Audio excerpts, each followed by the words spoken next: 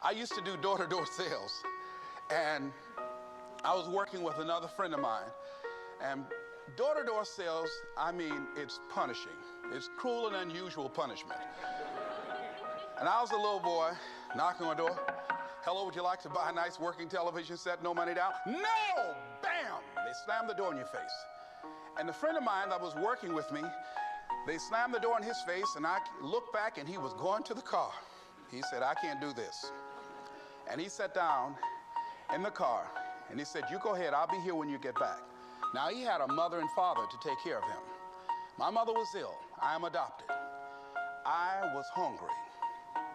I had to go on. I learned something about myself. That when you step into your fears, somebody said, it was Winston Churchill, he said that courage is going from failure to failure without losing enthusiasm. When you step into your fears and continue to push yourself to go on, something happens for you. It will enable you to transcend yourself. I went to the next store. You like to buy a nice working television? No! Bam! Went to the next one. No! Bam! After a while, I no longer took it personal.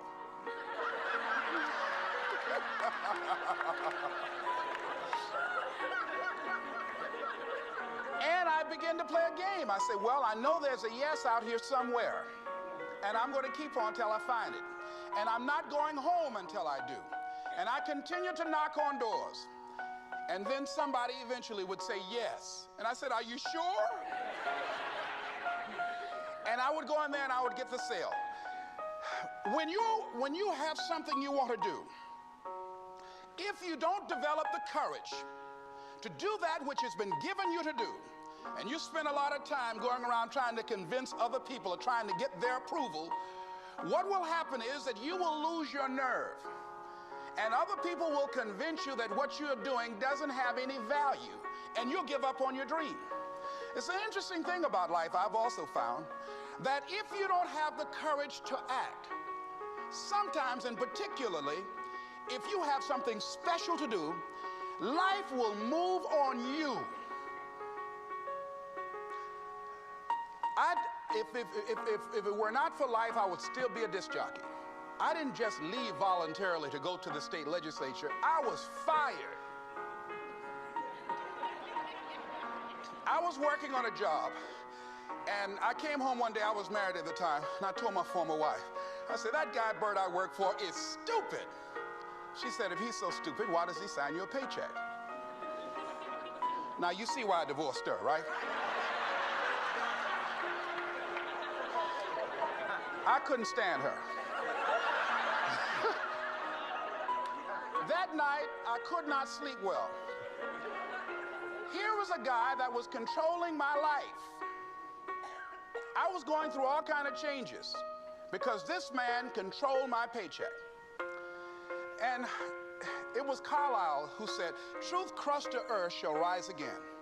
Winston Churchill said, the truth is incontrovertible. Malice may attack it, ignorance may deride it, but at the end there it is. And we know scripture that says, ye shall know the truth, and the truth shall set you free. And the truth that I had to come to grips with, that I wasn't in charge of my destiny. The truth was that I wasn't giving all that I had. The truth was that there are some things that I wanted to do, but I didn't have the courage to act on those things. And the truth was that Bert Childs was a blessing to me. He made life so miserable for me, I had to start looking at my life differently. The next step is, that is you. That is you. That no one can do it for you but you. And even though you face disappointments, even though you will experience some setbacks, it goes with the territory. You must understand that. I remember I was playing a game with my 9-year-old son, John Leslie, and I beat him 10 straight games in a game called Connect Four. And finally, I said, John Leslie, I'm bored. I don't want to play you anymore. And I got up. I said, I'm ready to go to sleep now. And repeat out to me, please. Let's say this together. It's not over until I win. John Leslie said, no, you can't go now, Dad. I said, why? He said, it's not over until I win. That was his attitude. We sat down and we played several other games. And finally, after the 11th game, John Leslie won, and he got up and he yawned. And he said, I'm ready to go to sleep now. And I'm saying to you, what if all of us took that attitude after we face a rejection and a no, or we have a meeting and no one shows up, or somebody say, you can count on me, and they don't come through? What if we have that kind of attitude? The car's repossessed. Nobody believes in you. You've lost again and again and again. The lights are cut off, but you're still looking at your dream, reviewing it every day, and say to yourself, it's not over until I win.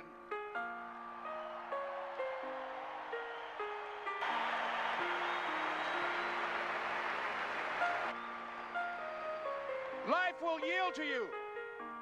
Now here's the next step. Repeat after me, please. It's possible. I can live my dream. It's necessary. I work on myself. Surround myself with winners. Become creative. It's me. I've got to make it happen. It's not over until I win.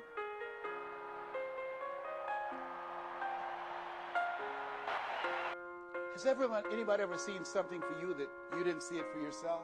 I didn't see that for myself. Maybe that's why my favorite book says, eye has not seen, ear has not heard, nor has entered the heart of mankind what God has in store for you. Because of what he saw in me, he inspired me. He gave me a vision of myself beyond my circumstances, beyond my mental conditioning, and beyond the job where I was, because I thought I was just a disc jockey. I love that. I'm master of microphone. You drop me in any city, I can master a microphone. I can turn a city upside down with a microphone. But I had more in me than I was expressing, and I did not know it. And because of his encouragement, I became a community activist. Because of his encouragement, I started doing a talk show called Voice of the People. Because of his encouragement, when I got out of radio, I ran for the Ohio legislature, and I was elected. And because of his encouragement, I passed 14 bills my first term. Because of his encouragement, I was elected 3 times and became the chairman of the Human Resource Committee. Because of his encouragement, I became a public speaker. Because of his encouragement, I became an author. Because of his encouragement, I did a show for King World called The Les Brown Show, and they paid me $5 million, $2 million not to speak. Because of his encouragement, I produced specials for PBS, public television. They said, you couldn't do that. You don't have a college education. It's educational television. Because of his encouragement, I did so many things I had absolutely no idea that I could do. I encourage you to live full and to die empty. There's more in you right now than just working on a job where they pay you just enough to keep you from quitting, and you work just hard enough to keep from getting fired. And when you make the decision and identify that key area of your life that you need to make a radical change, things will begin to open up for you. Now, here's the other thing that's very important. Once you identify your goal, I want you to get, if possible, a visual picture of your goal. My major goal was to buy my mother a home. I got the picture of a home with a 12-foot swimming pool and a basketball court on a golf course. I bought that home for my mother. It cost just over $400,000, 10,000 square feet. I had a picture long before I had the money and the down payment to get it. My goal was to be known nationally and internationally as a speaker. I had that goal. I had a card that I had on one side, asking you shall be given, seeking you shall find, knocking you shall be opened. On the other side I had, I'm the world's #1 orator. I produced that result in my life. I had a goal of becoming a talk show host. I used to watch Phil Donahue, and I put my picture on the screen of the television. As I listened to the program, I visualized myself there, and I was called by King World Production, and I had my own talk show. Well, it was the highest rated, fastest canceled talk show in the history of television. Well, at least I had one. It's called life. Now, here's something else. You will fail your way to success. Trust me on that. You can have a lot of failures, a lot of disappointments, but you will fail your way to success. Goethe says, that which does not kill you will make you stronger. See, 85% of people allow their fear of failure to outweigh their desire to succeed. That's why you have to be of good courage. You have to have courage. When life knocks you down, I have a saying, try and land on your back, because if you can look up, you can get up. So once you look at and decide the goal that you want to put some things, put a treasure board or a goal board and have pictures of the goal that you want to achieve so you can see it every day when you get up in the morning. And the last thing is that you're programming your subconscious mind where 9 out of 10 decisions that you make comes from there. But the next thing, ladies and gentlemen, I want to share with you that some of you already know that it's hard. It's not easy. It's hard changing your life. It was hard when just over 3 years ago in the Penobscot building in Detroit, Michigan, where I was operating my business, and I fell on some hard times, and I was sleeping in my office. It was hard coming into the lobby, and the security said, "Excuse me, Mr. Brown, can we see you for a moment?" And I said, "Yes." And I walked up to the counter, and he gave me an envelope. And he said, "Would you mind reading it here?" And I opened the envelope, and the envelope was from management that said, "This is an office tower. It's not a hotel. Please do not sleep in your office." And I said, "Excuse me, sir." I said, "I just worked long hours in creating my business. I'm an entrepreneur. And right now, things are bad for me. But they're not going to be this way always. And I just asked for the opportunity to continue to operate like I'm doing. I'm not trying to make this my home." And it was hard coming through the lobby. And sometimes they would laugh. There's a guy talking about becoming successful. And look at him. He's bathing in the bathroom upstairs on the 21st floor. He sleeps on the floor. Him and 2 other dreamers up there. Look at him. It was hard, ladies and gentlemen, coming to speak to people. And I was facing financial difficulties in my own life.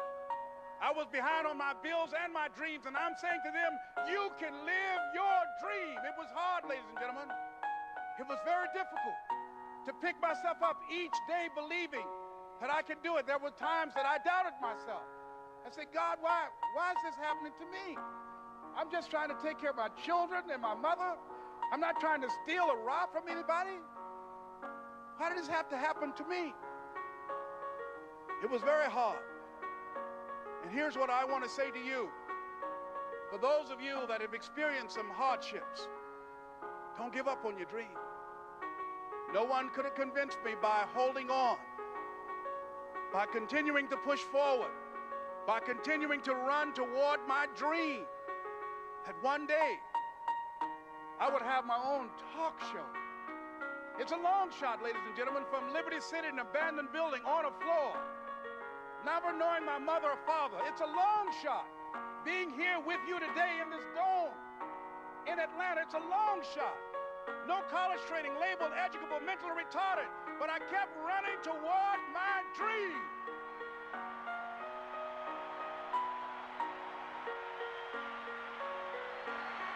Don't stop.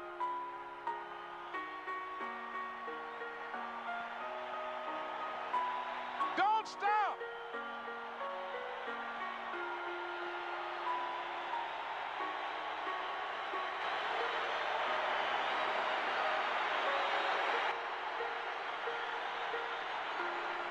Don't stop running toward your dream.